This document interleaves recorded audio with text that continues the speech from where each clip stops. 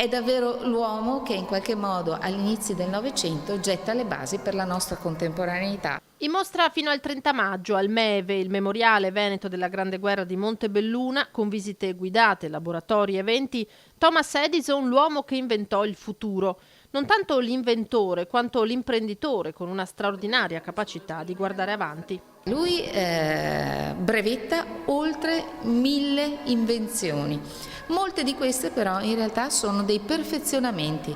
La lampadina, per esempio, è un perfezionamento di quello che è il filamento ad incandescenza che sta all'interno della lampadina, che fino a prima dell'intervento di Thomas Edison durava solo poche ore, grazie alla scoperta di un bambù molto raro, utilizzandone i filamenti è stato possibile portare l'incandescenza della lampadina ad una durata di 1300 ore. Questo cambia totalmente quindi il mondo, che finalmente si può illuminare. E poi il fonografo in grado di registrare la voce e molti altri oggetti divenuti poi di uso comune. Uno spaccato di società di fine Ottocento, inizio Novecento, che ben si amalgama con l'esposizione permanente del MEVE dedicata alla Grande Guerra.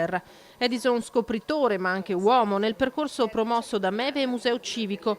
In mostra ci sono il cilindro del figlio, la prima bambola parlante, scritti e lettere di Edison. È una figura un po' controversa, in realtà anche un introverso, però sicuramente un personaggio geniale.